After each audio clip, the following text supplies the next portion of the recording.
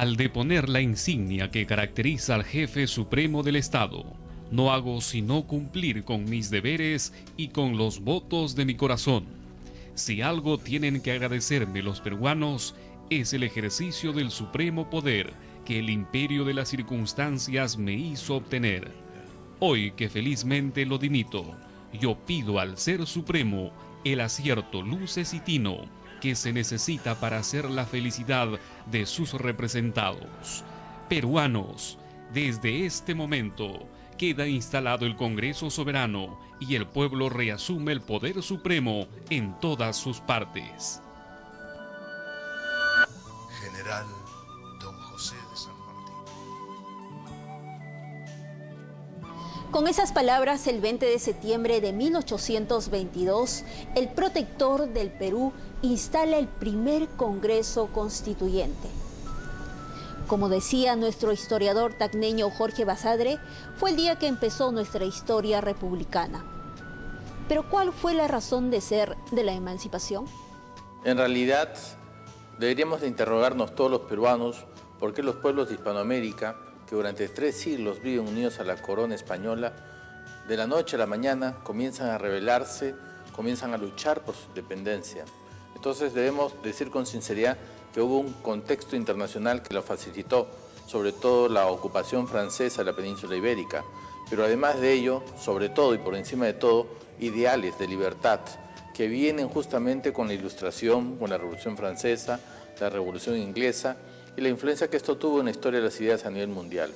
Parte de este ideario democrático, parte sustantiva del mismo, es la división del poder político en 3 esferas diferentes: el Ejecutivo, el Legislativo y el Poder Judicial. Frente al anterior diseño de un Estado comandado por un soberano único con poderes absolutos, los pueblos exigen que exista un marco jurídico que les garantice sus derechos y sus libertades, y en ese contexto el rol clave le corresponde al Congreso de la República. Bien, nos encontramos con la jefa del área del Archivo de Congreso de la República, la doctora Vilma Gutiérrez. Doctora, nos encontramos en una zona de archivamiento del acervo documental. Efectivamente, esta es la zona de archivamiento del acervo documental parlamentario. Tenemos documentos que datan de 1822 hasta la fecha, documentos que ya nacen con valor permanente. En este recinto reciben aplicación de procesos archivísticos que van a permitir conservarlo y preservarlo para la consulta de la ciudadanía y también de nuestros funcionarios. Uno de nuestros documentos más representativos, el acta del primer Congreso Constituyente del Perú, que se dio en el año legislativo 1822-1823, el 20 de septiembre. En esta acta podemos apreciar todo lo que aconteció durante esa sesión. Podemos pasar a revisarlo.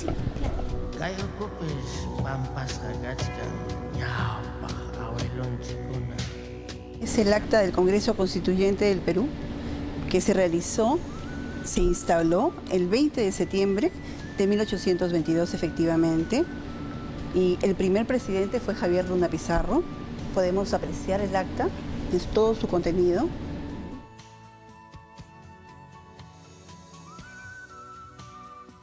Del escrutinio resultó elegido para presidente del Congreso de la República por 48 votos don Javier de Luna Pizarro, como vicepresidente por 31 votos Conde de Vista Florida, y para secretario don José Sánchez Carrión con 53 votos y don Francisco Javier Mariátegui por 31 votos.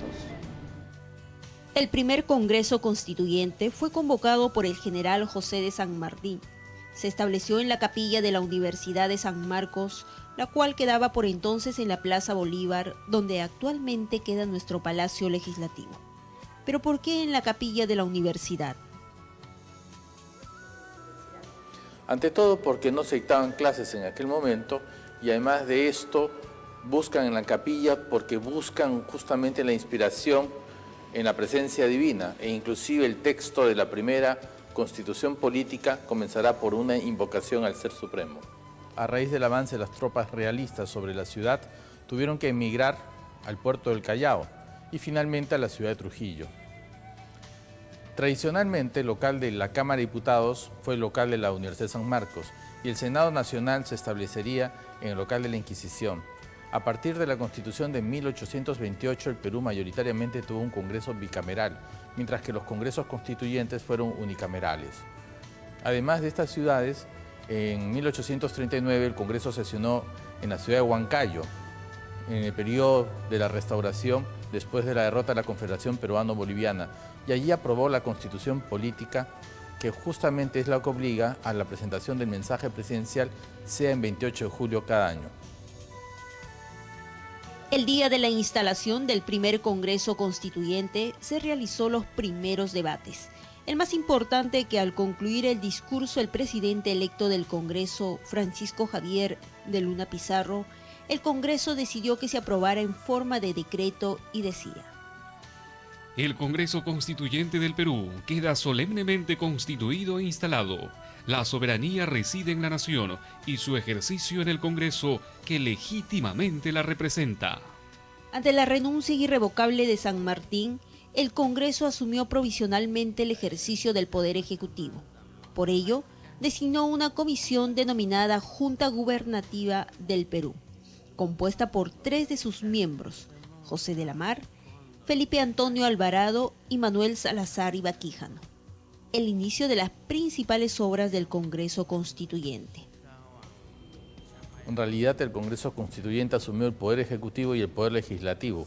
En cuanto al Poder Legislativo, la principal obra sería la redacción de la primera Constitución política que tuvo el Perú, que en palabras de Víctor Andrés Belaúnde decía textualmente que era la partida de nacimiento del Estado peruano en la Comunidad de Naciones. Además de ella, recordemos que en el debate en las bases de la Constitución se hizo intenso entre las proposiciones de la monarquía constitucional o el sistema republicano, el cual finalmente fue mayoritariamente acogido por la representación nacional. Los aportes para la defensa de tales tesis sobre todo recayeron en el famoso solitario sayán, José Faustino Sánchez Carrión. El Perú ha tenido a lo largo de su vida republicana 12 cartas políticas. Nuestro derecho constitucional del siglo pasado fue altamente inspirado por las constituciones norteamericanas y francesa. La principal labor de este Congreso Constituyente fue indudablemente la redacción de la primera Constitución del Perú, independiente de 1823. En dicho texto se afirma la libertad del Estado peruano de cualquier dominación extranjera. Se garantizan los derechos de los ciudadanos a la libre expresión, la libertad de prensa, la libertad de imprenta. También se garantizan los derechos de propiedad y se comienza en una u otra forma a lograr una igualdad jurídica de los diferentes estratos de la sociedad. El archivo del Congreso tiene registradas las primeras proposiciones presentadas por los señores diputados al Congreso Constituyente. El primer proyecto de ley fue asignado con el número 1 y presentado por el presidente Javier de Luna Pizarro. Y lo que estamos apreciando es el primer registro, la primera proposición presentada por los señores diputados al Congreso Constituyente, siendo la asignada con el número 1 la proposición de su presidente, Javier de Luna Pizarro, referente a que ningún diputado puede solicitar empleo, pensión, merced o gracia, cualquiera para sí o persona alguna. Esta proposición fue presentada el 20 de septiembre de 1822 y fue aprobada el mismo día. El primer Congreso Constituyente del Perú en el año 1822. Desde entonces las leyes y resoluciones legislativas aprobadas por este se ordenaban de acuerdo a la fecha. En la legislatura ordinaria de 1903, el diputado Aurelio Sousa presenta el proyecto de ley 338. Vamos a mostrar el expediente. Sobre numeración de las leyes y resoluciones legislativas, que dentro de su considerando manifiesta que la numeración de las leyes facilita su conocimiento y sirve para precisar su antigüedad y las citas y referencias que de ellas se hacen. La proposición es aprobada en la Cámara de Diputados en sesión del 25 de septiembre de 1903. La Cámara de Senadores también aprueba el proyecto en revisión en su sesión del 4 de octubre de 1904, siendo promulgada como ley número 1 por el presidente de la República, José Pardo y Barreda, el 20 de octubre de 1904. A lo largo de la historia nacional, el Congreso ha tenido múltiples parlamentarios de gran nivel. Uno de ellos, el diputado por Paita, don Miguel Grau Seminario. La colección más representativa que se aprecia en las 3 cartas suscritas por don Miguel Grau Seminario. Durante la guerra con Chile, el 29 de julio de 1879, don Miguel Grau Seminario suscribe una carta que remite a los señores secretarios de la Honorable Cámara de Diputados, mediante el cual da a conocer que se encuentra prestando servicios activos en calidad de jefe de Marina y solicita se llame al diputado suplente por la provincia de Paita por consideración a los electores que lo hicieron su representante. Pero también hemos tenido otros héroes sumamente victoriosos, como el gran mariscal Ramón Castilla y Marquesado, quien fuera no solamente presidente del Perú en 4 oportunidades, gobernándonos un total de 12 años, justamente en la época del apogeo del Perú, en la época de la bonanza del guano. Y a pesar de haber sido presidente del Perú durante tantos años, a pesar de ello, al morir dejó con muchas deudas a su familia. Inclusive tuvieron que vender una de sus 2 propiedades y algunos amigos le perdonaron las deudas que tenían el mariscal Castilla con ellos a su viuda. Además de esto, hay que recordar que Castilla fue un héroe victorioso y que fue presidente de la Cámara de Senadores y del Congreso de la República en 1864.